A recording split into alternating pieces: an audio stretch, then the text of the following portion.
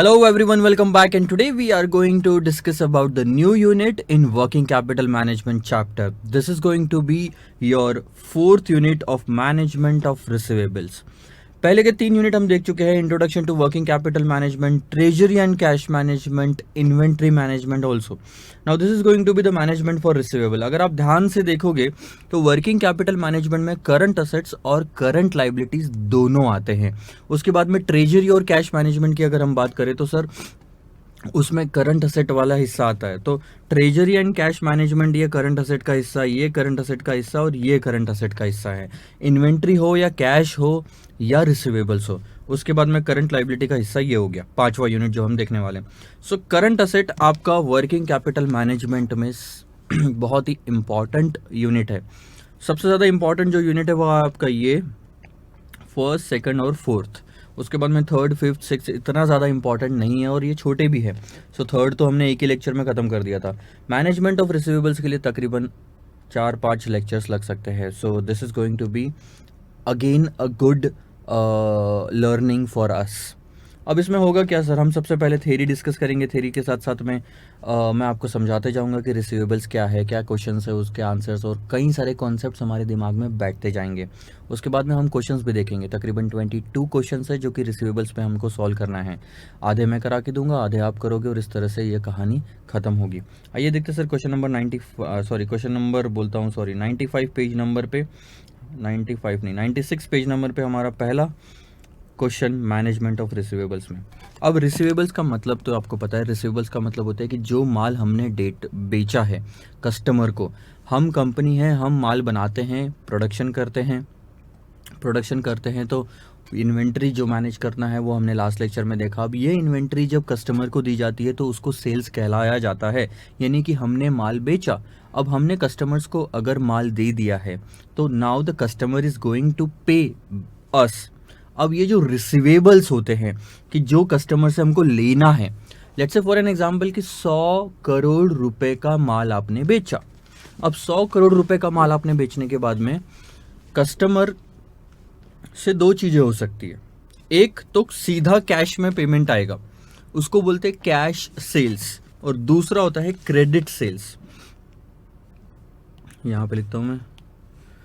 जब आप सेल्स करते हैं तो उसके 2 हिस्से किए जा सकते हैं sir.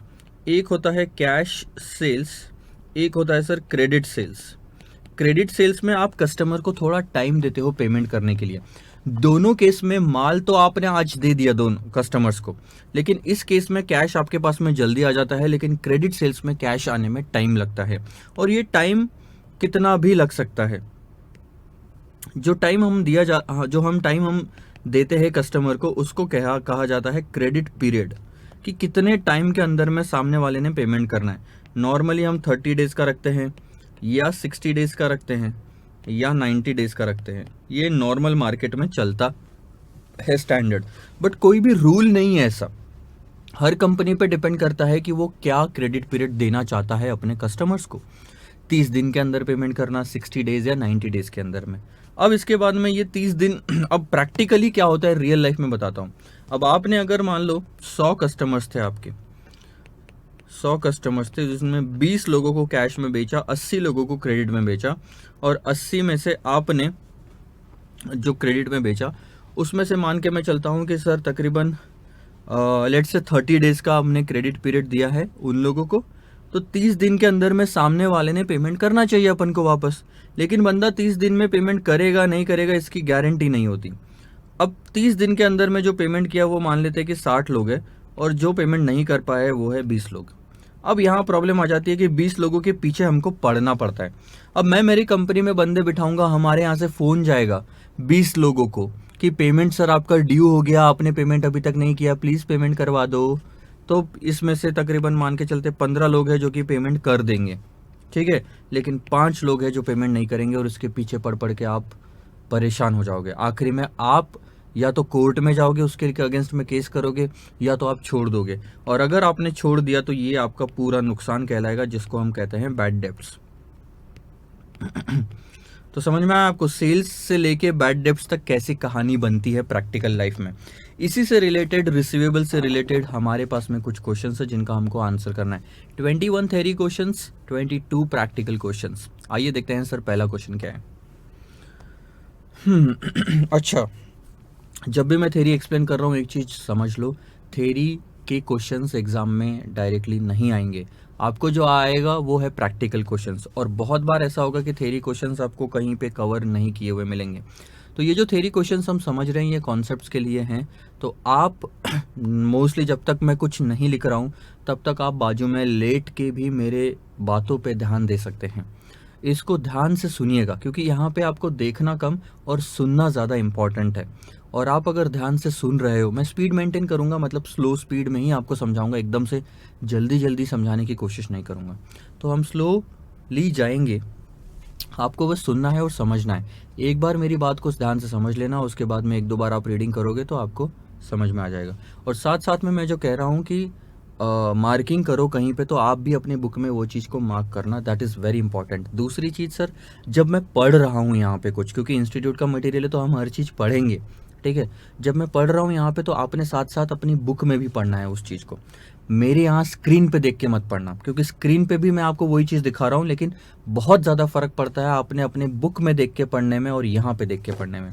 Okay, so let's start this. What do you mean by, पहला question sir, what do you mean by management of receivable? आपका क्या मतलब है इस चीज़ का कि रिसीवेबल्स को मैनेज करना पड़ेगा। Also explain why management of receivable is an important issue. आप ये बताओ कि मैनेजमेंट ऑफ रिसीवेबल का मतलब क्या होता है, उसके बाद ये बताओ कि क्यों ये इतना इम्पॉर्टेंट है। रिसीवेबल्स यानी कि लेनदारी, हिंदी में बहुत जो इसको बोला जाता है, जो कि लेना है हमको, लेनदारी। एक होता है देनदारी जिसको कहा जाता है पेबल्स, एक होता है लेनदारी जिसको कहा जाता है रिसीवेबल, लेना है हमको किसी से। Management of receivable refers to planning and controlling of debt owed to the firm from customer on account of credit sales। Receivables को मैनेज करने का मतलब होता है कि इस तरह से आप प्लानिंग करो, इस तरीके से कंट्रोल करो, किस चीज को, जो कस्टमर ने हमारी कंपनी को पैसा देना है क्योंकि हमने उनको कुछ बेचा है। It is also known as trade credit management. Underline करेंगे सर ये चीज को कि रिसीवेबल्स मैनेजमेंट का कोई और नाम भी हो सकता है क्या है, देखो, ट्रेड क्रेडिट मैनेजमेंट। उसके बाद the basic objective of management of receivable is to optimise. अब रिसीवेबल्स को पूरी तरीके से मैनेज करने का मेन उद्देश्य क्या है, मेन मुद्दा क्या है, और ये क्यों चैप्टर हम देख रहे हैं ये भी मैं आपको रीजन बताता हूँ। मतलब ये जो पूरा यूनिट हम पढ़ रहे हैं ना, तो ये किस वजह से पढ़ रहे हैं, इसका मेन पर्पस है रिटर्न ऑन इन्वेस्टमेंट बढ़ाना। Optimise the return on investment on these assets. होता क्या है, जो रिसीवेबल्स होते हैं, यानी कि अगर आपको किसी से 10 लाख रुपए लेना है, इसका मतलब आपके 10 लाख रुपए वहां फंसे हुए हैं, ब्लॉक्ड है कुछ समय तक। ये पैसे अगर आपको मिल जाते तो आप कहीं और इन्वेस्ट करके उस पर इंटरेस्ट कमाते, वो आपको नहीं मिल रहे या देरी से मिल रहे हैं, तो उस पर आपको नुकसान हो रहा है। जितना जल्दी आपको मिलेंगे उतना ज़्यादा आप उस पर रिटर्न्स कमा पाओगे। Large amounts are tied up in receivable. बहुत बड़ी अमाउंट रिसीवेबल्स में टाइड अप होती है। There are chances of bad debts and there will be the cost of collection of debt. अब कई बार क्या होता है कि बहुत सारी अमाउंट डेट में अगर रही तो उसमें दो चीज़ें होती है, या तो हम पीछे पड़ेंगे उन लोगों के कि फ़ोन करो, उनके पास मिलने जाओ, चेक लेने जाओ, कलेक्शन के लिए जो हमारा पैसा है हमको ही लेने के लिए खर्चा उठाना पड़ता है। उस चीज़ को बोलते हैं sir cost of collection of debts. उसको हम आगे जाके एडमिनिस्ट्रेटिव कॉस्ट बोलेंगे, ठीक है। उसके बाद में कुछ लोग होते हैं जो सर पैसा नहीं देते आखिरी तक, उनको बैड डेब्ट्स कहा जाता है। Cool. Now on the contrary if the investment in receivable is लो। अगर हमने अभी क्या हुआ, पहले वाला जो पार्ट देखा उसमें देखा कि ज़्यादा रिसीवेबल्स में ज़्यादा पैसा रखने से नुकसान क्या होता है। एक नुकसान होता है कि कलेक्शन करने में आपको कॉस्ट लग जाती है, दूसरा होता है कि बैड डेब्ट्स हो जाते हैं, तो नुकसान है ये चीज़। लेकिन अगर हमने कम रखा, लार्ज बैलेंस मत रखो, कम बैलेंस रखो। अगर बैलेंस कम रखोगे तो कम बैड डेब्ट्स होंगे और कम कलेक्शन ऑफ कॉस्ट लगेगी, तो खर्चा आपका बचेगा। लेकिन बैलेंस कम रखना यानी कि आप ज़्यादा क्रेडिट में देते नहीं हो। आप अपना माल जब बेचते हो तो क्रेडिट पे कम देते हो, और उधारी अगर आपने कम दी तो कम सेल्स होता है, यानी कस्टमर्स बहुत टाइम से आता है. Now on the contrary, if the investment in receivable is low, the sales may be restricted since the competitors may offer more liberal terms. अगर आपने डेटर्स, अभी क्या है देखो, मैं एग्जांपल के तौर पे बताता हूँ. अमेज़ॉन से अगर आप खरीदो लैपटॉप और अमेज़ॉन वाला बोलता है कि यार आप 6 महीने में हमको पेमेंट कर देना, कोई दिक्कत नहीं है, EMI टाइप्स में फ्री ऑफ कॉस्ट, और वही लैपटॉप उतनी ही अमाउंट में फ्लिपकार्ट पे भी अवेलेबल है 50,000 का. अब मैं कहाँ से खरीदूंगा? क्रेडिट टर्म्स मेरे को अमेज़ॉन बहुत ही अच्छे दे रहा है, जबकि फ्लिपकार्ट नहीं दे रहा. दोनों पे अमाउंट सेम है, लेकिन अमेज़ॉन पे मेरे को मौका मिल रहा है कि मैं उस चीज़ को 6 महीने में पेमेंट कर सकूँ, आज पेमेंट करने की ज़रूरत नहीं है. तो इसकी वजह से फ्लिपकार्ट ने अगर कम बैलेंस रखा डेटर्स में, यानी कि हमको क्रेडिट पे नहीं दिया, तो फ्लिपकार्ट पे सेल्स होने के चांसेस कम हो जाते. Therefore, management of receivable is an important issue and requires proper policies and their implementation. और इन्हीं सब कारणों की वजह से कि रिसीवेबल्स में ज़्यादा बैलेंस तो नहीं है, रिसीवेबल्स में कम बैलेंस तो नहीं है, क्या हम प्रॉपरली कलेक्ट कर पा रहे हैं रिसीवेबल्स, क्या बैड डेब्ट्स में कन्वर्ट हो रहे हैं रिसीवेबल्स, तो क्या कस्टमर्स भाग रहे हैं यहाँ से, मतलब नहीं आ रहे हैं हमारे पास में. इन सब चीज़ों का आंसर करने के लिए रिसीवेबल्स को मैनेज करना बहुत ज़्यादा इंपॉर्टेंट है, और इसीलिए हम ये पूरा का पूरा यूनिट देखने वाले हैं. So this is why it is important. Second question पे आते हैं सर, ध्यान देना. What are the different aspects of management of receivable. Receivables को मैनेज करने के अलग अलग पहलू कौन से हैं? एस्पेक्ट्स यानी पहलू, ठीक है, हिंदी में तो शायद ही आए. पहला पहलू है सर क्रेडिट पॉलिसी. सबसे ज़्यादा इंपॉर्टेंट. अब कुछ कुछ चीज़ आप पढ़ लेना, मतलब हर चीज़ में पढ़ के नहीं बता रहा हूँ आपको, जो मेन मुद्दा है मैं वो समझा दूंगा. हर चीज़ बोलता हूँ, जब आप कस्टमर्स को माल बेचते हो क्रेडिट में, तो सबसे बड़ा पहलू होता है कि कितने दिन की क्रेडिट लिमिट अलाउ कर रहे हो. अब सामने वाले को आपने बोला 30 दिन में पेमेंट देना, तो जितनी ज़्यादा आप क्रेडिट लिमिट देते हो ना, उतने ज़्यादा आपका सेल्स होने के चांसेस होते हैं. 30 दिन, 60 दिन और 90 दिन ले लो, तो बाकी सब चीज़ें अगर कांस्टेंट रही और मैं बोलूँ कि अगर 50 लाख का सेल हो रहा है 30 दिन की क्रेडिट लिमिट पे, तो चांसेस है कि 60 लाख का सेल होगा 60 दिन की क्रेडिट लिमिट पे, और 90 दिन की क्रेडिट लिमिट अगर दोगे तो सेल्स और आपका बढ़ेगा. सो क्रेडिट पॉलिसी काफ़ी ज़्यादा इंपॉर्टेंट है कि उससे सेल्स बढ़ता है, लेकिन सेल्स बढ़ने के बाद डेटर्स भी बढ़ता है. Now, it is important to determine credit policy, decision of credit standards, credit terms, collection efforts, and is included in credit policy. It involves a trade-off between the profits on additional sales. मैंने बोला ना कि additional cell होगा अगर आपने credit policy liberal रखी, तो 50 से सीधा ना 70 पे जा रहे हो, तो 20 लाख रुपए का सेल्स बढ़ा है, 10% के हिसाब से 2 लाख रुपए का प्रॉफिट भी तो बढ़ा है. लेकिन सिर्फ प्रॉफिट नहीं बढ़ता सेल्स बढ़ने से, सेल्स बढ़ने से रिसीवेबल्स में बैलेंस भी बढ़ता है. That arise due to credit being extended on the one hand, and दूसरा जो आपका खर्चा बढ़ता है ना, वो है cost of carrying those debtors. इसका मतलब होता है कि कॉस्ट ऑफ कैरिंग और बैड डेब्ट्स, आपके बैड डेब्ट्स के चांसेस भी बढ़ जाते हैं क्योंकि ज़्यादा डेटर्स में पैसा फंसा हुआ है, और आपका कॉस्ट ऑफ कैरिंग भी बढ़ जाता है. Now this seeks to decide credit period, cash discount and other relevant matter.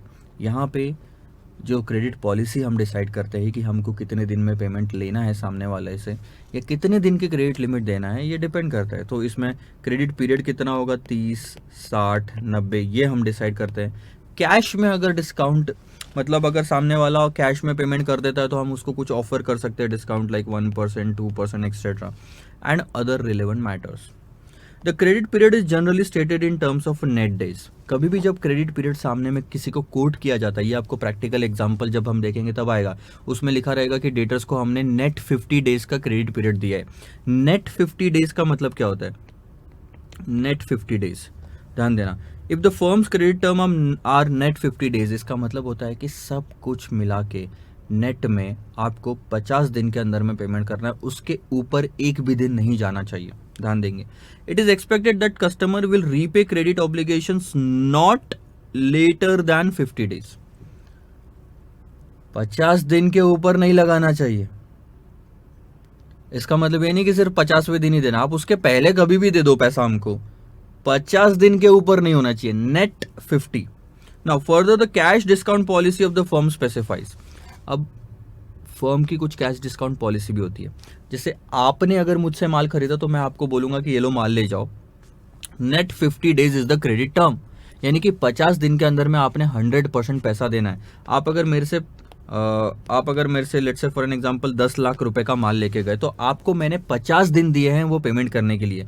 लेकिन ना मैं आपको यहाँ पे लालच देता हूँ कि चलो 50 दिन में आप मेरे को 10 लाख का पेमेंट कर देना, लेकिन अगर आज पूरा पेमेंट करते हो तो मैं आपको 2% का डिस्काउंट दूंगा।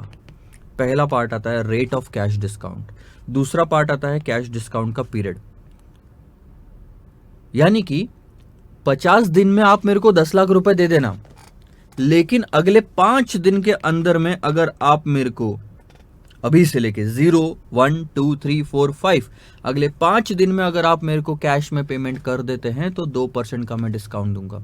और तीसरा है नेट क्रेडिट पीरियड, यानी कि 50 दिन, जो हमने ऊपर डिस्कस किया। यानी कि अब मैं इसको क्या कहता हूं पता है, 2/5 नेट 50, इसको ऐसा पढ़ा जाता है। 2/5 नेट 50 का मतलब होता है 2% का डिस्काउंट मिलेगा अगर आपने 5 दिन के अंदर पूरा पेमेंट दे दिया तो। ध्यान देना, 2% का डिस्काउंट मिलेगा अगर आपने 5 दिन के अंदर पूरा पेमेंट दे दिया तो, नहीं तो 50 दिन के अंदर तो आपको सारा पेमेंट करना ही पड़ेगा। नेट 50। आगे, credit analysis. This requires the finance manager to determine as to how risky it is to advance credit to the particular party. अब जब भी आप क्रेडिट में माल बेचते हो तो सबसे इंपॉर्टेंट पार्ट आता है क्रेडिट एनालिसिस। क्रेडिट एनालिसिस का मतलब आप ना मुंह उठा के किसी को भी ऐसे क्रेडिट में लोन वोन या पैसा नहीं दे दो, या डेटर्स या माल नहीं बेचोगे, सॉरी, मुंह उठा के किसी को भी क्रेडिट में माल मत बेचो। वो सामने वाला पैसा देगा नहीं देगा इसका एनालिसिस करो। अब मेरे दुकान पे अगर मेरे पास कोई आता है बिस्किट खरीदने के लिए, अगर अक्षय कुमार आता है, अनिल अंबानी, ऐसे लोग आते हैं मेरे यहाँ पे बिस्किट खरीदने के लिए, तो मैं उनको दे दूंगा कि सर आपको जब लगे तब पैसा दे देना, 50 दिन, 10 दिन, 20 दिन, क्योंकि मुझे पता है ये बंदे को पैसों की कमी नहीं है और ये बंदे का नाम है मार्केट में और ये अपना नाम खराब नहीं करना चाहेगा, तो पैसे दे देगा। तो उसको मैं क्रेडिट दे सकता हूँ जिसके पास एक तो मार्केट में नाम हो, दूसरा जिसके पास पैसा इनफ हो, वो उसको आप लोन दे सकते हो। लेकिन जिसका मार्केट में नाम ही नहीं, कोई भी आ गया आपके पास में और जिसको आप जानते तक नहीं, उसको क्रेडिट देना आपके लिए बहुत ज़्यादा रिस्की हो सकता है। सो रिस्क कितना इन्वॉल्व है क्रेडिट देने में, ये एनालाइज करना is called as credit analysis. उसके बाद में होता है कंट्रोल ऑफ रिसीवेबल। इसका मतलब जैसे ही वो ड्यू हो गया, 50 दिन कंप्लीट हो गए, तो 50वें दिन ही पेमेंट के लिए कॉल जाना चाहिए आपके ऑफिस से। आपने और डिले नहीं करना चाहिए कि हमारे पास में स्टाफ नहीं है तो हम कल परसों कॉल करवा लेंगे। This requires finance manager to follow up debtors. Follow up debtors मतलब डेटर्स को फॉलो अप, डेटर्स का फॉलो अप लो, बोलो कि सर बहुत टाइम आ चुका है, पेमेंट कर दो एंड ऑल दैट। तो ये सारी चीज़ें थी हमने कवर करनी। 3 चीज़ें सर हमने इस क्वेश्चन में कवर करी। एक तो होता है क्रेडिट पॉलिसी, दूसरा क्रेडिट एनालिसिस और तीसरा होता है sir control of receivables. Good, 2 questions का हमने काफ़ी अच्छे तरीके से जवाब दिया। थोड़ा सा फ्रेश हो जाओ माइंड को लेके।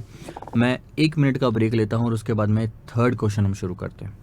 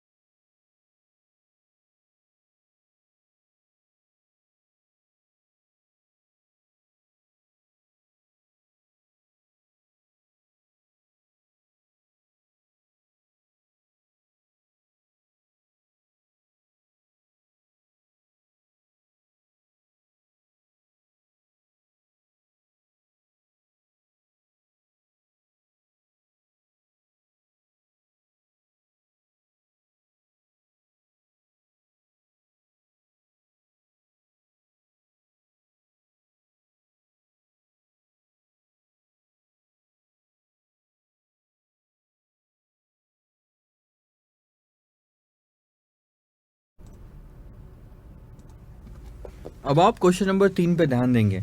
Mention the different types of costs incurred for maintaining receivables. Receivables यानी कि जो आपकी लेनदारी है, जिससे पैसा लेना है आपको, जितना पैसा आपको लेना है उसको मेंटेन करने के लिए क्या कॉस्ट इंक्लूड होती है, different types of cost included, ध्यान देंगे। There is always cost of maintaining receivable. यार आपको क्या लगता है कि अगर आपने किसी को माल बेचा तो उससे पैसा लेने के लिए क्या क्या खर्चा आपको उठाना पड़ सकता है उससे पैसा लेने के लिए?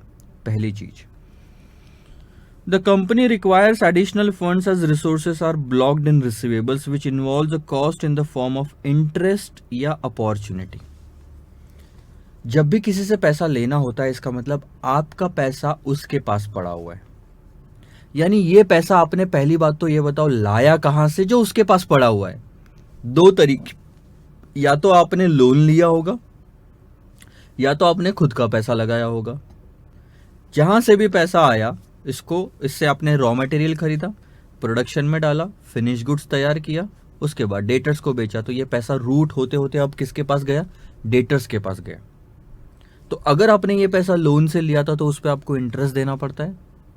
डेटर्स के पास पैसा पड़ा हुआ है और इंटरेस्ट आप दे रहे हो उस पर। आई बात समझ में? खुद का पैसा है तो आप कहीं और इन्वेस्ट कर सकते थे, नहीं किया इन्वेस्ट। रॉ मटेरियल खरीदा, प्रोडक्शन किया, फिनिश गुड्स बनाया, उसके लिए, डेटर्स के लिए जिसके पास आज पैसा पड़ा हुआ है। और वो आपको कौन सा इंटरेस्ट दे रहा है? नहीं दे रहा ना। ये पैसा आप कहीं और इन्वेस्ट कर सकते थे और इंटरेस्ट कमा सकते थे। अपॉर्चुनिटी कॉस्ट कहते हैं इसे। दोनों केस में आपका नुकसान। ये है आपका एडिशनल फंड्स की कॉस्टिंग। पहला खर्चा आपका डेटर्स को मैनेज करने में। दूसरा, administrative cost which includes record बना के रखना। अब उसको माल बेचा, कैश में बेचा रहता तो कहानी खत्म, लेकिन अगर मैंने क्रेडिट में बेचा तो मेरे को लिख के रखना पड़ता है कि इसको मैंने 5,000 का माल बेचा हुआ है, 60 दिन बाद इससे पैसा लेना पड़ेगा। क्यों लिख के रखना पड़ेगा सर? भूल जाऊंगा मैं, इतने सारे सेल्स मेरा रोज होता है, मेरे को कहाँ याद रहेगा किस किस से पैसा लेना है। Record keeping. फिर इन्वेस्टिगेशन ऑफ क्रेडिट वर्दीनेस कि क्या उसको क्रेडिट देना चाहिए नहीं देना चाहिए। आप सोचो, कैश में अगर पैसा लेते तो ज्यादा मेंटेनेंस नहीं रहता आपको उसका, और अगर आपको कैश में पैसा ले लेते तो आपको सामने वाले का ये देखना ही नहीं पड़ता कि क्रेडिट वर्दीनेस है कि नहीं है उसकी, या पैसे देने लायक वो है कि नहीं। अभी पैसा दे रहा है, अभी माल लेके जा रहा है, कहानी खत्म, नो क्रेडिट। बट क्योंकि उधारी में दे रहे हो तो आपको और एफर्ट्स लेने पड़ते हैं ये पता करने के लिए कि साला ये पैसा देगा कि नहीं देगा। मुझे पता करके आओ मार्केट में, नाम कितना पता करो कि इसके पास पैसा है कि नहीं है। दूसरा, कलेक्शन की कॉस्ट। अब उसी के पास मैं बंदा भेज रहा हूँ, मेरा ही बंदा, मेरा ही पैसा लेने के लिए उसके पास जा रहा है, चेक लेके आएगा। अब जनरली ये कॉस्ट बहुत कम हो गई आज की डेट में मार्केट में प्रैक्टिकली। और डिफॉल्टिंग कॉस्ट, अगर किसी ने बैड डेब्ट्स कर दिया, किसी ने नुकसान कर दिया, डिफॉल्ट हो गया, लिक्विडिटी या कोई पैसा लेके भाग गया, तो वो हमारे लिए बैड डेब्ट्स कहलाता है। तो यहाँ हमारी कॉस्ट लगती है। तो रिसीवेबल्स को मैनेज करने के लिए इतनी सारी सर कॉस्ट लगती है। 4 तो मैंने आपको ऐसे ही बता दिया। एडमिनिस्ट्रेटिव कॉस्ट हो गई, बैड डेब्ट्स की कॉस्ट हो गई सर, आपकी कलेक्शन की कॉस्ट हो गई, और सबसे इंपॉर्टेंट जो अपॉर्चुनिटी कॉस्ट हो गई वो। What are the different factors which determine the credit policy? Credit policy क्या होनी चाहिए? आपकी कंपनी ने सामने वाले को जब माल बेचा है, उधार दिया है, तो उसको कितने दिन में, उसको जो क्रेडिट पॉलिसी आपने ऑफर की है उसके कंपोनेंट क्या क्या होने चाहिए? पहला, मतलब किस किस रीजन की वजह से आप जो पॉलिसी फ्रेम करने वाले हो वो अफेक्ट करेगी। मतलब मैंने अगर उसको बोला है कि 30 दिन के अंदर में तेरे को पेमेंट करने का है, 2% डिस्काउंट दूंगा मैं अगर 5 दिन में तू पेमेंट करेगा, तो ये सब चीजें किस तरह से, किस वजह से डिसाइड की गई? 30 दिन, 2%, 5 दिन, ये किस वजह से डिसाइड किया गया? ध्यान देना। पहला तो कि कितने दिन का क्रेडिट देना, ये डिपेंड करता है सर कि हमारा सेल्स कितना बढ़ेगा उससे। अगर 30 दिन से 60 दिन करने पे सेल्स डबल हो जाता है तो हम सोच सकते हैं, हम क्रेडिट पॉलिसी बदल सकते हैं अगर सेल्स बढ़ेगा तो। क्रेडिट टर्म्स क्या है कि आप 30 दिन, 60 दिन क्या दे रहे हो, डिस्काउंट कितना दे रहे हो, policies and practices of the firm for selecting credit customers, मतलब किस तरह से आप कस्टमर्स को सिलेक्ट करते हो, ये भी मैटर करता है कि आपकी पॉलिसी क्या होगी। उसके बाद में पेइंग प्रैक्टिसेस क्या है and habits of the customer, कि पास्ट रिकॉर्ड क्या बोलता है, कस्टमर्स कितने दिनों में पेमेंट कर देते हैं, क्या जितने दिन बोला उतने में करते हैं, नहीं करते तो पॉलिसी अभी बदल जाएगी, और करते हैं तो वही पॉलिसी हम कंटिन्यू करेंगे। अब देखो यार, इतने सालों से धंधा कर रहा हूँ मैं, और सामने वाले को 30 दिन बोलने के बाद वो नॉर्मली 30 दिन के अंदर में पेमेंट कर देता है, तो आज भी चलने दो ये पॉलिसी। लेकिन अगर हर बार डिले होता आया है तो अब तो समय आ गया बदलने का, अब तो पॉलिसी बदलनी पड़ेगी सर। एंड उसके बाद में डिग्री ऑफ ऑपरेटिंग एफिशिएंसी इन मतलब बाकी छोटा मोटा खर्चा, जैसे कि बिलिंग कितना फास्ट करते हो आप, रिकॉर्ड कीपिंग कैसी है आपकी, बाकी के एडजस्टमेंट, अदर कॉस्ट जैसे कि interest, collection cost, bad debts etcetera etcetera etcetera, ये सब चीज़ें भी मैटर करती है। बैड डेब्ट्स पुराने टाइम में बहुत ज़्यादा हुआ था, तो अभी क्रेडिट पॉलिसी को आपको बहुत ज़्यादा रोकना पड़ेगा। इतना उधार दे दो मत लोगों को, क्योंकि नुकसान बहुत होता आया है आपका अभी तक। पांचवा क्वेश्चन क्या बोलता है, what are the different types of credit policy. ये चीज़ आप पढ़ना, लेकिन मैं आपको दो हिस्सों में समझा देता हूँ उस चीज़ को। What are the different types of credit policy. Question पूछ रहा है कि भैया क्रेडिट पॉलिसी के टाइप्स कितने होते हैं। मैं बताता हूँ, दो टाइप्स होते हैं। एक होता है लीनियंट क्रेडिट पॉलिसी, दूसरा होता है stringent credit policy. Lenient credit policy में क्या होता है कि सर आप सामने वाले को माल बेच देते हो और मतलब आप बहुत लीनियंट हो। ऐसा नहीं है कि हाँ तेरे को जब पैसा देना है दे देना, तू चिंता मत कर, तू बस माल ले जा, तू चिंता मत कर, तू बस माल ले जा, तेरे को जब पैसा देना है दे देना। जब आप ऐसा बोलते हो ना, that is called as lenient. आप बहुत लीनियंट हो। आप सुबह उठते ही नहीं, 6-7 बजे तक आप मूवीज़ देखते रहते हो। बहुत लीनियंट हो अपनी लाइफ में, मतलब टेंशन नहीं लेते, कोई रूल्स एंड रेगुलेशन अप्लाई नहीं होते यहाँ पे। बट स्ट्रिंजेंट क्रेडिट पॉलिसी का मतलब 50 दिन बोला ना, 50 दिन में पेमेंट करने का, उसके ऊपर गया तो ठोक डालेंगे। ये जब आप किसी को बोलते हो कस्टमर्स को, that is called stringent credit policy. Lenient बोले तो आराम का मामला है। द फर्म विच अलाउस, चलो बाकी का आप पढ़ लेना, बहुत ही मतलब बेसिक सी अंडरस्टैंडिंग है। Question number 6, what are the different factors which are under the control of finance manager. अब फैक्टर्स बताओ, ऐसे कौन सी चीजें होती है जो फाइनेंस मैनेजर के अंडर में होती है। और अलग से नीचे में देखो, with respect to the management of receivables manage करने की अगर हम बात कहें तो what are the operating responsibilities of finance manager. जो कंपनी में फाइनेंसेस को मैनेज करते हैं, उसकी रिस्पॉन्सिबिलिटी क्या होगी। रिसीवेबल्स की बात करें तो हम सिर्फ मैनेजमेंट ऑफ रिसीवेबल्स के अंदर में बोलो कि उसकी रिस्पॉन्सिबिलिटी क्या है। उसकी रिस्पॉन्सिबिलिटी एक बेटर क्रेडिट पॉलिसी फ्रेम करना, इम्प्लीमेंट करना, कस्टमर से ज़्यादा पैसा आना चाहिए, बैड डेब्ट्स कम से कम होने चाहिए, प्रॉपर तरीके से मेंटेन करना, खर्चे कम होने चाहिए, प्रॉफिट बढ़ना चाहिए, सेल्स बढ़ना चाहिए। देखो क्या क्या लिखा है, supervising the administration of credit. पहले तो देखो बराबर हो रहा क्या। Contribute to the top management decision relating to the best credit policies of the firm. Deciding the criteria for selection of credit applications. पहली चीज, क्रेडिट जो दिया जा रहा है, हमने पॉलिसी बना ली 30 दिन का क्रेडिट कस्टमर को देंगे। अब हमारे अंडर में जो लोग काम कर रहे हैं, उन्होंने किसी ने बोल दिया 40 दिन कस्टमर को, तो उसको सर पे मारने के लिए टप्पी किसका काम है? ये फाइनेंस मैनेजर का, सुपरवाइज करना कि जो हमने पॉलिसी बनाई है उसी तरीके से काम हो रहा है कि नहीं हो रहा है। दूसरा, टॉप मैनेजमेंट के साथ में बैठना। सर हमारी कंपनी के जो ऑनर है उनके साथ में जाके मैं बैठूंगा, उनको बताऊंगा कि सर ये पॉलिसी बहुत अच्छी रहेगी अपनी कंपनी के लिए क्योंकि उसके ये फायदे हैं। उनको ये चीज़ जब मैं समझाऊंगा तब जाके काम बनेगा। And then deciding the criteria for selection. अब किस किस को क्रेडिट देना चाहिए? विजय माल्या को देना चाहिए क्या? नहीं नहीं नहीं नहीं नहीं। क्या क्राइटेरिया? अक्षय कुमार आया, दे दो उसको, दे दो क्रेडिट में, माल बेच दो। तो क्राइटेरिया क्या होना चाहिए? मार्केट में नाम हो, पैसा हो। अगर नाम कहीं खराब है या गलत धंधों में इन्वॉल्व है तो उसको क्रेडिट मत दो, उधारी मत दो, वो आपका पैसा ले डूबेगा। And speed up the conversion of receivables into cash. और लास्ट वाला जो फंक्शन यहाँ पे दिया हुआ है वो ऐसा है कि सर जितने आपने रिसीवेबल्स है उसको जितना जल्दी हो सके कैश में कन्वर्ट करने की कोशिश करो। और ये किस तरह से हो सकता है? कैश डिस्काउंट्स दे के। ध्यान देना, एक सेकेंड।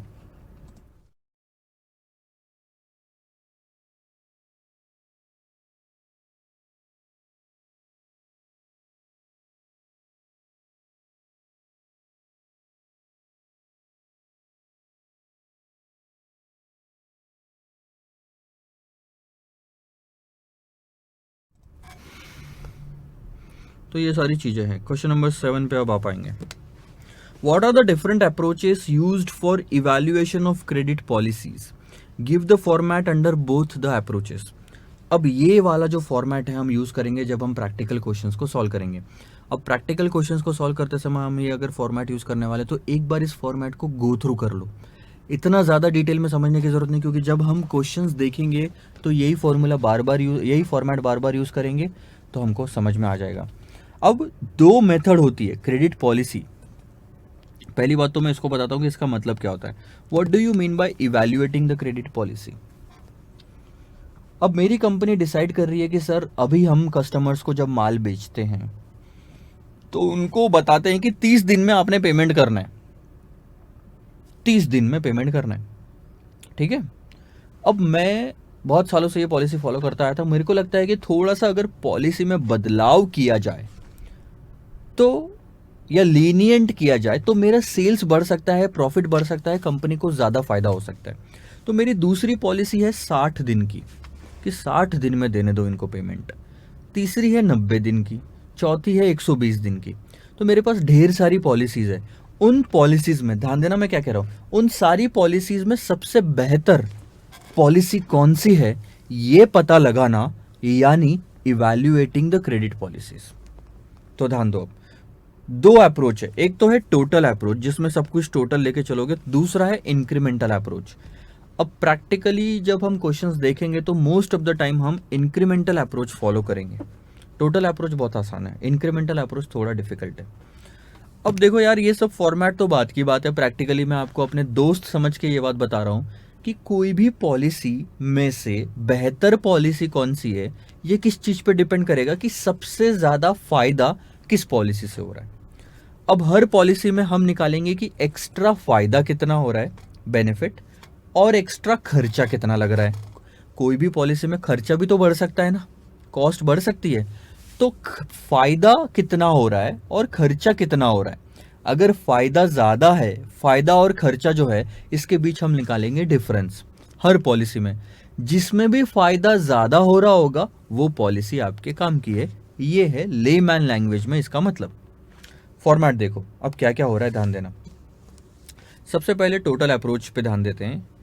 तो हम क्या कर रहे हैं सर, सबसे पहले हमने ले लिया कि पूरा सेल्स कितना है वो ले लो।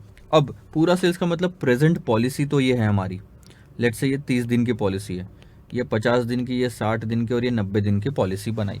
तो इस तरह से पॉलिसी 1 2 3 में से कोई एक चूज़ करने के लिए कहा गया है। आप एक काम करो, अगर आपने चारों पॉलिसी फॉलो की तो चारों पॉलिसी के हिसाब से सेल्स कितना होगा ये लिख लो। उसके बाद में आप वेरिएबल कॉस्ट ले लो, फिक्स कॉस्ट भी ले लो, ठीक है। जैसी वेरिएबल फिक्स कॉस्ट लोगे तो यहाँ पे आ जाएगा टोटल कॉस्ट। तो अब अगर आप सेल्स में से टोटल कॉस्ट माइनस करते हो तो आपका एक हद तक प्रॉफिट आता है, लेकिन अभी भी कुछ खर्चे बाकी है, जैसे कि बैड डेब्ट्स अलग से लिखो। बैड डेब्ट्स कितना हो रहे हैं चारों पॉलिसी में, बैड डेब्ट्स कितना हो गया, जितना ज्यादा सेल उतना ज्यादा बैड डेब्ट्स।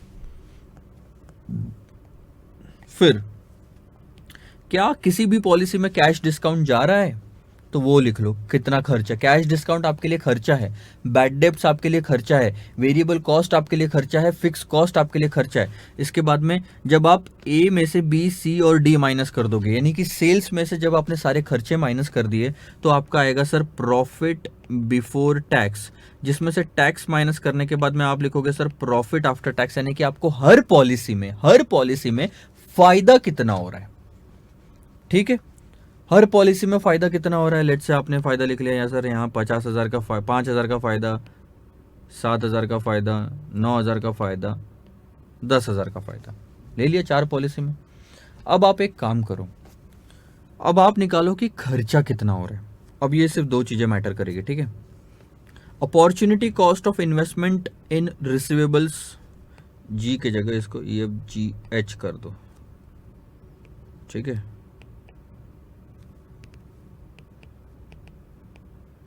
अब ध्यान देना, opportunity cost of investments in receivables locked up in collection period. ध्यान देना, क्योंकि आपने अलग अलग पॉलिसी फॉलो की तो अब आपका कुछ एक्स्ट्रा पैसा इन्वेस्टमेंट लॉक हो गया रिसीवेबल्स में। अगर वो लॉक नहीं होता, आपने एक्स्ट्रा पैसा लगाना पड़ा तब जाके ये प्रॉफिट हुआ। ऐसा मत बोलो 5,000 7,000 9,000 10,000 फ्री में नहीं हुआ इतना इंक्रीज इन प्रॉफिट, एक्स्ट्रा पैसा लगाना पड़ा। अगर वो नहीं लगाते तो इसको, एक सेकेंड ना होल्ड करना।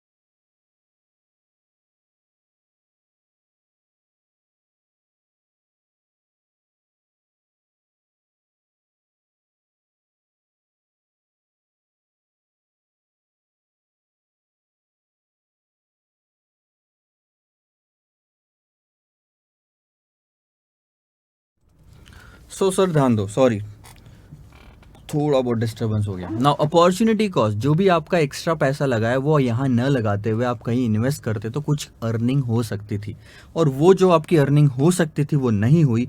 वो कितनी है सर? लेट्स से 2000, आप उसको 2000 नहीं, आप उसको ले लो सर 4000 की अर्निंग हो सकती थी।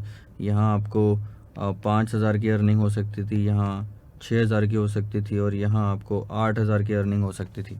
ठीक है, तो आपने इतना ले लिया कि आपको इतनी अर्निंग हो सकती थी। अब आपका खर्चा इतना लग गया, आप इसको बोलोगे जो पैसा कमा सकते थे नहीं कमाया, यानी कि गवाया।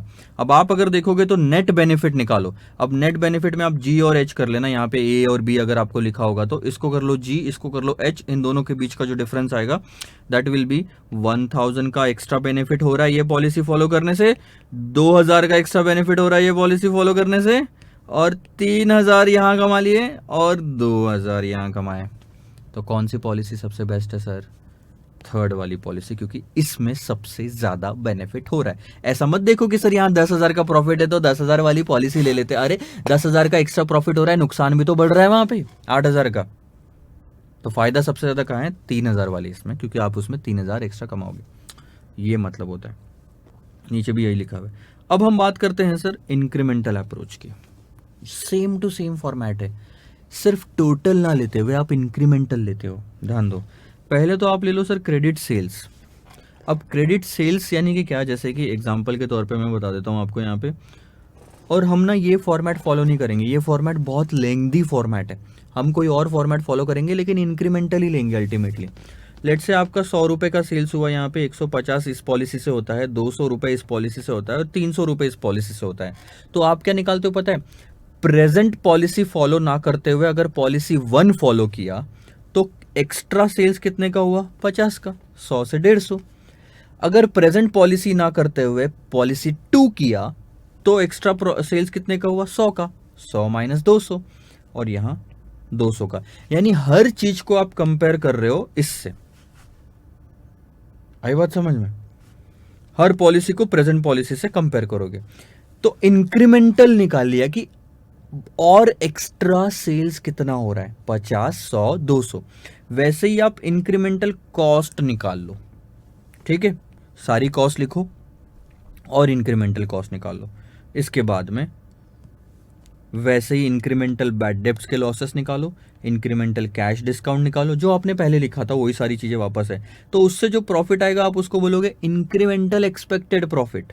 उसके बाद में इंक्रीमेंटल, उसमें से टैक्स हटा दो तो आ गया प्रॉफिट आफ्टर टैक्स इंक्रीमेंटल वाला, वही जी जो आपका था वहां पे।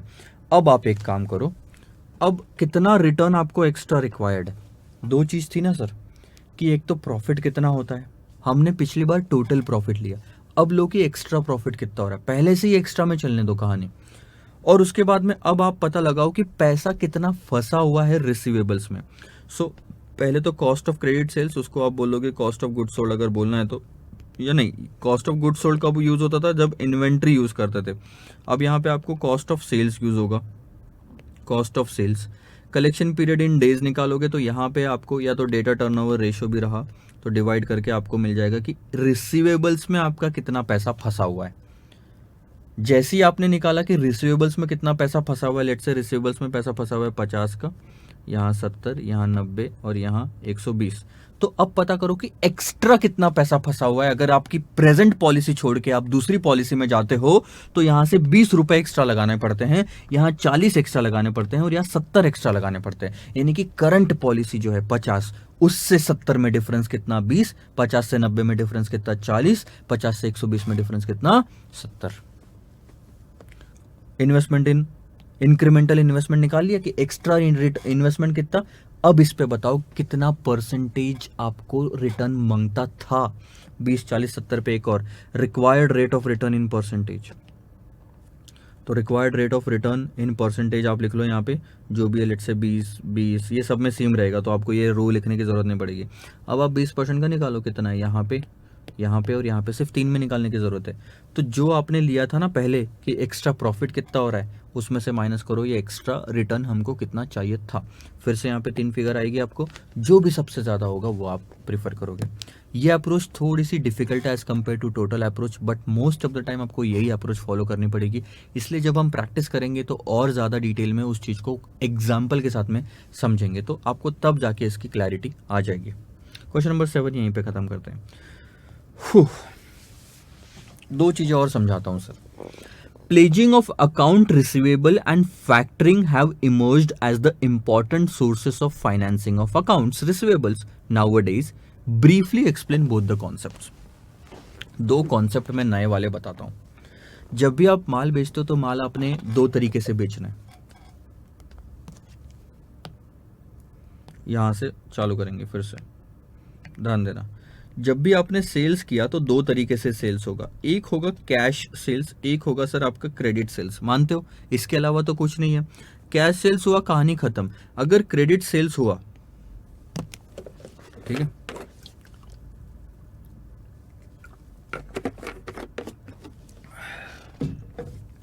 तो 2 चीजें हो सकती है। कलेक्शन ऑफ डेटर्स, ठीक जो 30 दिन बाद या जो भी है आप उस डेटर से पैसा कलेक्ट कर लोगे और वो आपका कैश में कन्वर्ट हो जाएगा, सीधी बात। लेकिन एक और ऑप्शन है, ये जो कलेक्शन हुआ ना आपका डेटर से, ये 30 दिन बाद हुआ। हो सकता है कि क्रेडिट में माल बेचने के बाद में आज ही मुझे वापस पैसा मिल जाए, पॉसिबल है। आप क्रेडिट में माल जैसे ही बेचते हो तो आपके बुक्स ऑफ अकाउंट्स में डेटर्स क्रिएट हो जाते हैं। उन डेटर्स को आप फाइनेंसिंग करा सकते हो, फाइनेंसिंग विथ डेटर्स या रिसीवेबल्स बोलो। अब इसमें 2 चीजें तुरंत, हाँ उसी दिन 2 चीजें होती है। एक होता है प्लेजिंग और दूसरा होता है सर फैक्टरिंग। प्लेजिंग में क्या होता है मैं आपको बताता हूं। क्योंकि आपके पास में कुछ ऐसी चीज है, असेट है, जिनसे पैसा लेना है, उन रिसीवेबल्स को उठा के आप जाते हो किसी और कंपनी के पास में जो पैसा देने के लिए रेडी है, तो ये है लेंडर।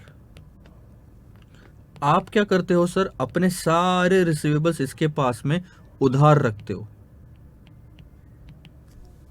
कुछ समय के लिए, और ये आपको बंदा जो है ये बंदा आपको दे देगा कैश 0 डे में, उसी दिन मान के चलते हैं हम लॉजिकली, या 2-3 दिन का प्रोसेसिंग पीरियड लगेगा। अब क्या होता है, आप थोड़े टाइम बाद इसको चुका दो पैसा लेंडर को और अपने रिसीवेबल्स वापस ले लो, है ना।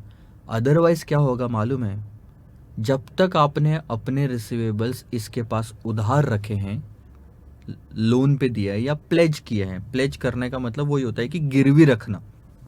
आप उसको उधार मत बोलो, उधार is not a proper word, गिरवी इज अ प्रॉपर वर्ड। अब गिरवी, मेरे को हिंदी इतनी आती नहीं है तो आप हंसीएगा मत, बस गिरवी रखना। सोना चांदी गिरवी नहीं रखते थे जिससे कैश लेते थे, वैसे ही रिसीवेबल्स भी गिरवी रखे जा सकते हैं जिससे आप अभी आप कैश ले लोगे, तो इसको बोलते हैं फाइनेंसिंग विथ डेटर्स। बाद में लोन चुका दो इंटरेस्ट के साथ में और अपने रिसीवेबल्स वापस ले लो।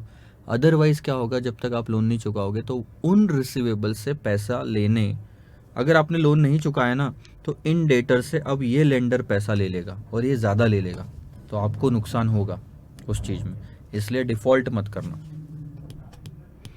एक और तरीका है कि आज कैश में कन्वर्ट किया जा सकता है, उसको कहा जाता है फैक्टरिंग।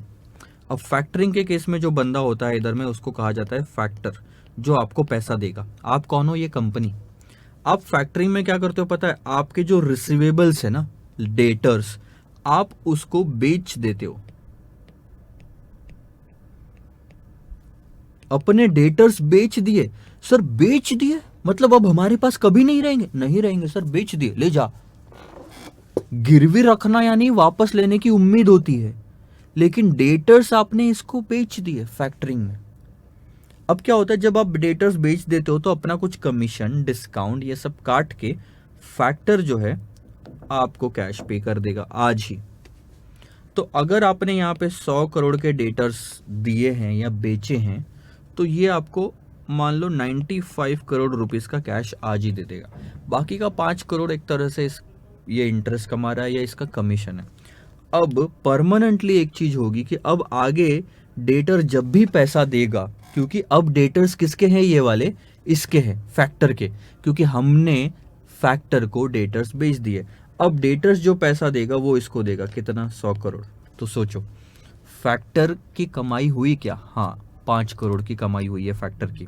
सर ऐसे से तो हमारे को नुकसान हो जाएगा, नहीं सर, हमको नुकसान नहीं है, टाइमिंग का डिफरेंस है। हमने आज माल बेचा और 30 दिन बाद हमारे पास 100 करोड़ आते और आज हमारे पास 95 करोड़ रुपए आ रहे हैं, डिफरेंस है। अगर मैं आज 95 करोड़ ले लूं और एक महीने में कहीं इन्वेस्ट करके उसको 102 करोड़ में कन्वर्ट कर लूं, तो अब मैं 7 करोड़ के 2 करोड़ का मुझे अब फायदा है, क्योंकि हम 100 और 95 में डिफरेंस नहीं निकाल सकते। आप ये नहीं बोल सकते 5 करोड़ का सर फायदा हो रहा है। अरे 100 30 दिन बाद की वैल्यू है, 95 आज की वैल्यू है, इसकी कीमत ज्यादा होती है। अब इसको इन्वेस्ट करो और पता करो 30 दिन बाद इसे कितना होता है, 102 हो रहा है। अगर ये 102 होता है 30 दिन बाद और 30 दिन बाद ऐसे ही 100 मिल जाते, तो 2 करोड़ का एक्स्ट्रा बेनिफिट हो रहा है ना। तो 95 आज लेने में फायदा है। ऐसा मत बोलोगे सर फायदा क्या है इसमें, तो कम ले रहे हैं, नहीं, टाइमिंग अलग अलग है। अब मैं आपको एक चीज बताता हूं, आपको मैं एक महीने बाद, एक साल बाद में 1000 रुपए दूंगा, एक ऑप्शन। दूसरा, आज ही आप मुझसे 980 रुपए ले लो। बोलो कौन सा ऑप्शन प्रेफर करोगे। आप बोलोगे सर आज ही 980 रुपए दे दो, क्योंकि 20 रुपए का डिफरेंस आपके लिए इतना अट्रैक्टिव नहीं है कि एक साल तक आप इंतजार कर सको। आपको लगता है यार 980 रुपए मैं खुद ले लूं और कहीं और इन्वेस्ट करूं तो 1000 से भी ज्यादा हो जाएंगे एक साल बाद में। ऐसा ही है आपका डिफरेंस। तो ये है वो फैक्टरिंग। सो प्लेजिंग का मतलब आपने समझा, आपने फैक्टरिंग का मतलब भी समझा। आगे जब हम क्वेश्चंस देखेंगे ना, इस पे भी क्वेश्चंस आएंगे, तो फैक्टरिंग पे आपको सबसे ज़्यादा क्वेश्चन आने वाले हैं। तो ये एक बेसिक सा डिफरेंस है, मतलब एक डायग्राम है कि फर्म क्या करती है, पहले सेल करती है कस्टमर को, ठीक है, सेल्स करती है कस्टमर को। यहाँ पे ये रिसीवेबल्स कस्टमर्स को बेचा। अब फर्म बाद में इन्हीं रिसीवेबल्स को फैक्टर को बेच देता है, तो फैक्टर कैश देता है फर्म को, फैक्टर कैश देगा फर्म को और कस्टमर कैश देगा फैक्टर को। अब इसी में डिफरेंस था, उससे हमने 95 लिया था, यहाँ से 100 गया, तो फैक्टर का 5 का फायदा, और हमको आज ही 95 मिल गए 30 दिन बाद में। हमको इंतजार नहीं करना था 30 दिन का, माल भी बेचना था लेकिन इंतजार भी नहीं करना था, तो हमने ऐसा किया काम। दूसरी चीज देखो, question number 9, explain factoring arrangement on a recourse basis as well as non recourse basis. अब हमने किया सेल्स, तो जैसे कि मैंने कहा सेल्स आप कैश में भी कर सकते हो, क्रेडिट में भी कर सकते हो। अगर क्रेडिट में किया तो दो चीजें हो सकती है उसके बाद में, या तो आप कलेक्शन वेट करोगे टू कलेक्ट फ्रॉम डेटर, या तो आप उसको फाइनेंसिंग करवा लोगे।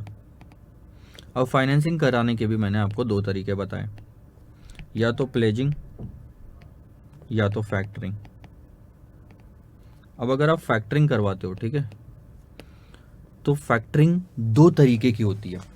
Factoring on the basis of factoring is called as recourse factoring और नॉन रिकोर्स फैक्टरिंग। अब यहीं पे डिफरेंस समझ लो कि इन दोनों में क्या होता है, बहुत ही इंपॉर्टेंट है समझना।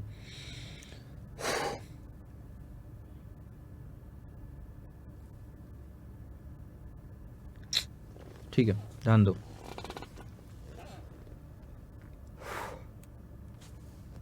ये वाला एग्जांपल लेके समझाता हूं मैं आपको।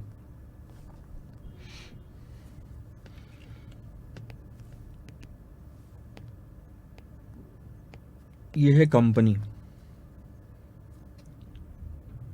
कंपनी ने कस्टमर्स को माल बेचा, ये है डेटर्स, और सर ये है हमारा फैक्टर। कंपनी ने डेटर्स को माल बेचा, उसके बाद में कंपनी ने डेटर्स बेच दिए फैक्टर को। तो फैक्टर दे देगा इधर कैश, फैक्टर्स ने उसी समय कैश दे दिया। लेट्स से यहाँ 100 करोड़ का माल बेचा था, फैक्टर ने कैश दे दिया 95 करोड़, सेटल हो गया, अब वापस कुछ लेना देना है नहीं, ठीक है। अब इसके बाद में लॉजिकली देखा जाए तो 30 दिन बाद डेटर्स पैसा देगा फैक्टर को, कितना, 100 करोड़, तभी फैक्टर को ये सब सर्विसेज प्रोवाइड करने में इंटरेस्ट रहेगा। क्यों, क्या है ये सब, फैक्टरिंग क्यों करानी चाहिए, ये सब मैं आपको बताऊंगा थोड़ी देर में। अब ऐसी कहानी हुई तो बहुत आसान है, कोई दिक्कत नहीं है, लेकिन जब भी डेटर से पैसा कलेक्ट करने की बात आती है, या तो हम कलेक्ट करें या तो फैक्टर कलेक्ट करे, देना तो पैसा डेटर्स नहीं है। और अगर डेटर्स नहीं पैसा देना है तो हम देखते हैं कि कई बार सारे डेटर्स पैसा नहीं देते, कुछ डेटर्स हमको डुबा देते हैं, यानी कि कुछ डेटर्स बैड डेब्ट्स हो जाते हैं। सो लेट्स से 100 करोड़ में से 2 करोड़ के बैड डेब्ट्स है, यानी कि अब इसको 100 की जगह 98 करोड़ ही मिल रहे हैं। तो इसमें ये 2 करोड़ का जो नुकसान हुआ है इस पूरी प्रोसेस में, क्वेश्चन ये उठता है कि ये 2 करोड़ का नुकसान कौन उठाएगा, फैक्टर उठाएगा या कंपनी उठाएगी। अब कंपनी का उठाना ज्यादा जायज लगता है, क्योंकि कंपनी ने 100 करोड़ बोल के फैक्टर को बेचा था और 100 के बदले में 95 ले लिया। अब जब इसको मिलने की बारी आई तो उसको 100 मिला ही नहीं, तो उसका प्रॉफिट खत्म हो गया। और सेल्स किसने किया था सर, कस्टमर को सेल्स कंपनी ने किया था, तो कंपनी ने 2 करोड़ का नुकसान उठाना चाहिए। एक दूसरा लॉजिक ये भी बोलता है कि हमने तो सारे डेटर्स बेच दिए फैक्टर को 100 करोड़ के, अब पैसा लिया नहीं लिया, आया नहीं आया, सामने वाले ने दिया नहीं दिया, फैक्टर की जिम्मेदारी, क्योंकि हमने सेल कर दिया, कॉन्ट्रैक्ट एक्ट के हिसाब से सेल कर दिया, तो अब हमारी लाइबिलिटी भी नहीं है, वो असेट भी नहीं है, अब तुम्हारा असेट है, तुम पैसा लो उनसे, उन्होंने नहीं दिया पूरा 100 करोड़ तो तुम्हारा नुकसान, तो 2 करोड़ इसने उठाना चाहिए, ये भी सही है। तो दोनों तरफ से लॉजिक सही बैठ रहा है। पहली बात, इस सारी प्रोसीजर में अगर ये 2 करोड़ का जो नुकसान है वो फैक्टर ही उठाएगा, हम ऐसा कहें कि मतलब जो भी बैड डेब्ट्स का नुकसान होगा वो फैक्टर का ही नुकसान होगा, तो उसको कहा जाता है नॉन रिकोर्स फैक्टरिंग। और अगर बैड डेब्ट्स का नुकसान फैक्टर हम पे डालता है, कंपनी पे, फैक्टर बोला कि देखो यार मैंने पैसा कलेक्ट किया 30 दिन बाद में, लेकिन पूरा पैसा आया नहीं, 2 करोड़ का नुकसान हो गया, अब ये 2 करोड़ तुम भरो। कंपनी ने भी स्टार्टिंग में हाँ बोला था कि अगर कोई बैड डेब्ट्स का नुकसान आया बेटे तू मेरे पास आना, मैं तुझे भरपाई करके दूंगा। तो जब कंपनी ने खुद लिया, जिसके रिसीवेबल्स थे पहले, खुद के ऊपर बैड डेब्ट्स का नुकसान लिया, तो उसको बोलते हैं रिकोर्स फैक्टरिंग। तो एक चीज लिख के रखो, रिकोर्स फैक्टरिंग यानी company will bear the loss of bad debts. Non recourse factoring यानी company will not bear the loss of factor. अब ये 4 तरीके से लिखा जा सकता है और वो मैं लिख के दे रहा हूँ आपको, क्योंकि इसमें ना फिर बाद में गलतियाँ होती है बहुत सारी। मैं नहीं चाहता कि बाकी स्टूडेंट्स की तरह आप गलतियाँ करो, you should be getting something special.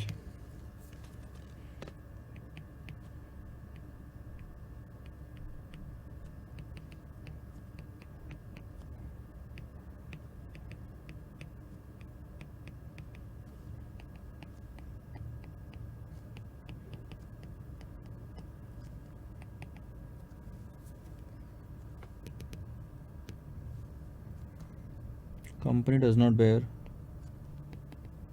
the loss of bad debt, या दूसरे तरीके से factor does not bear the loss of bad debts।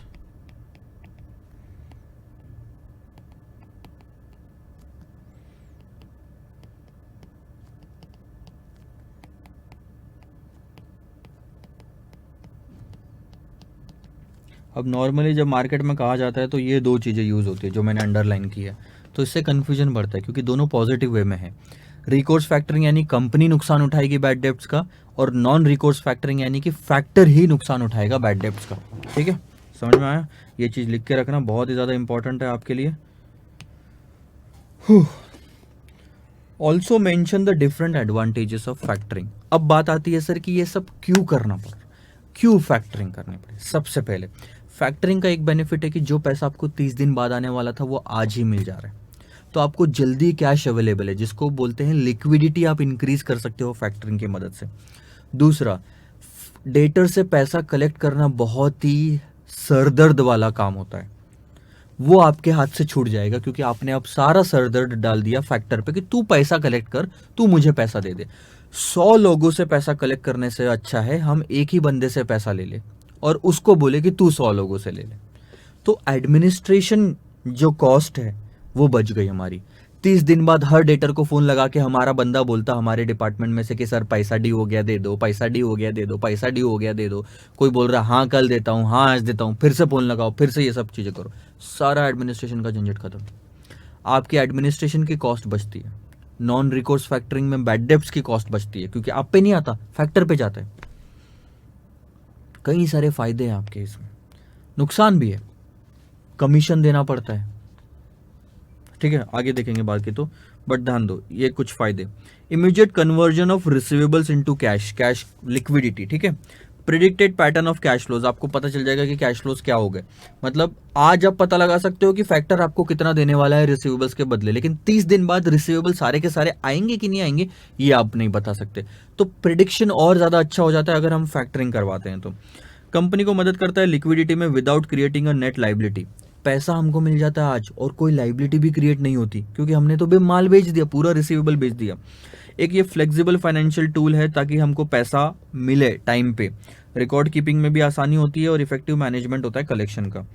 It is not considered as a loan, ये कोई लोन नहीं होता, सीधा सीधा पैसा है अपने के पास में आ रहा है, आपने माल बेचा आपको पैसा मिला, इनकम भी नहीं है, लोन भी नहीं है। No debt repayment, no compromise to balance sheet, no long term agreements, no delays in associated with methods of raising capital. It allows the firm, एक सेकंड होल्ड करना।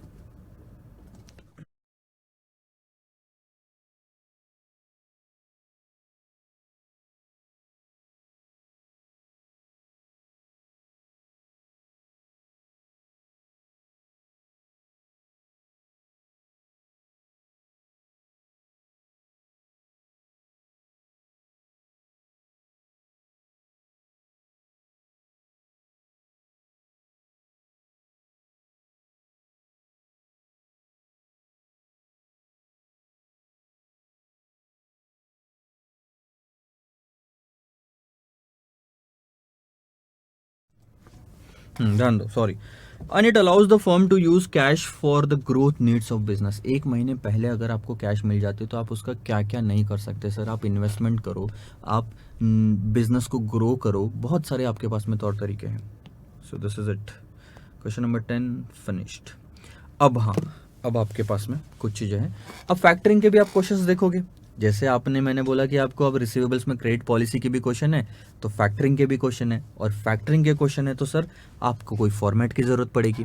फैक्टरिंग भी लेनी चाहिए कि नहीं लेनी चाहिए, जब ये क्वेश्चन उठेगा तो हम दो चीज़ें देखेंगे कि फैक्टरिंग लेने से फ़ायदा कितना हो रहा है और खर्चा कितना लग रहा है। नेट में फ़ायदा हो रहा है तो फैक्टरिंग ले लो, मतलब फैक्टरिंग की सर्विसेज ले लो, अदरवाइज मत लो। एक तरह से ये फाइनेंशियल सर्विसेज है, लेना है तो लो, नहीं तो मत लो। Statement showing the evaluation of factoring proposal, तो आप फॉर्मेट कैसा बनाओगे देखो। सबसे पहले ए, एनुअल सेविंग्स और benefit on taking factoring services. दूसरा बनाओगे कि खर्चा कितना लगेगा फैक्टरिंग की सर्विसेज लेने के लिए। अब फायदे बचता क्या है फैक्टरिंग की सर्विसेज लेके, आपको पहले तो एडमिनिस्ट्रेशन का खर्चा बच जाता है कि आपको झंझट नहीं है। बैड डेब्ट्स बच जाता है अगर आपका नॉन रिकोर्स बेसिस पे फैक्टरिंग है तो, अगर नॉन रिकोर्स नहीं है रिकोर्स है तो आपको कुछ नहीं बचेगा।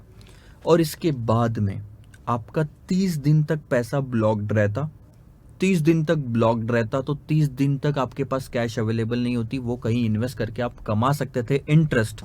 तो इंटरेस्ट का भी पैसा अब आपका बचेगा, क्योंकि आपका जो एवरेज कलेक्शन पीरियड है वो कम हो गया। पहले कलेक्शन पीरियड 30 दिन का था, अब 0 या 10 दिन या 5 दिन ऐसा हो जाएगा। तो इससे आपका कम पैसा ब्लॉक्ड होगा और आपको कम पैसों की ज़रूरत होगी, तो कम लोन लिया जाएगा मार्केट से। और कम इंटरेस्ट आपको देना पड़ेगा। जब खर्चा कम हो जाता है तो हम उसको सेविंग कहते हैं। दूसरा, एनुअल कॉस्ट ऑफ फैक्टरिंग देख लो। फैक्टरिंग में पहला खर्चा लगता है कि सामने वाले को कमीशन देना पड़ता है ये सारी सर्विसेज देने के लिए। फ्री में तो देगा नहीं, सरदर तो हमने उस पर शिफ्ट कर दिया तो वो भी तो अपना कुछ हिस्सा मांगेगा। ठीक है, पहली चीज़ तो ये सारा कलेक्शन करने के लिए वो हमसे पैसा मांगेगा, कमीशन। बट सिर्फ इतना ही रहता तो वो हमको 30 दिन बाद कलेक्ट करके दे देता पैसा, लेकिन नहीं, वो 30 दिन बाद नहीं दे रहा। 30 दिन में पैसा कलेक्ट करके लेके देने की जिम्मेदारी के लिए वो कमीशन ले रहा है। लेकिन आप बोलोगे कि 30 दिन के बाद जो पैसा आने वाला है वो आज दे दे, तो वो इतना आसान नहीं है। वो आपको एडवांस में अगर पैसा दे रहा है जो 30 दिन बाद उसे मिलने वाला है, उसके एंगल से देखो तो वो आज पैसा दे रहा है जो उसको 30 दिन बाद मिलने वाला है, तो उस पर वो इंटरेस्ट चार्ज करेगा, यानी हमसे इंटरेस्ट लेगा वो। तो वो दो चीज़ें ले रहा है, डेटर्स से पैसा कलेक्ट करने के लिए कमीशन, आपको एडवांस में पैसा देने के लिए इंटरेस्ट। तो सर कमीशन क्यों ले रहा अगर इंटरेस्ट ले रहा? तो अबे कमीशन ले रहा है कमीशन ले रहा है डेटर्स मैनेज करने के लिए। आप एडवांस में पैसे मत लो, आपको इंटरेस्ट नहीं लगाएगा वो। 30 दिन बाद आप इससे ले लो पैसा, लेकिन आप एडवांस में ले रहे हो तो इंटरेस्ट इसके बाद। ठीक है, ये हो गया। बस दो ही चीज़ें, मोस्टली दो ही चीज़ें रहनी है, हार्डली एक आध चीज़ और आई तो आई। तो ये इंटरेस्ट कैसे कैलकुलेट होगा ये हम आगे देखेंगे। अभी कैलकुलेशन और फॉर्मूलेस पे आप इतना ध्यान मत दो, मैं समझा दूंगा जब क्वेश्चन आएंगे आपके। तो ये फॉर्मेट हमको देखना है। तो ए में क्या हो गया, आपने ले लिया सर कि बेनिफिट कितना है, बी में आपने ले लिया कि खर्चा कितना है। दोनों को नेट ऑफ कर दोगे तो आपका आ जाएगा कि सर नेट एनुअल बेनिफिट और cost of factoring to the firm. Net में बेनिफिट आया तो फैक्टरिंग के सर्विसेज लेंगे, खर्चा आया कि यार साला बेनिफिट से ज़्यादा तो खर्चा हो रहा है तो हम कॉस्ट फैक्टरिंग की सर्विसेज नहीं लेंगे।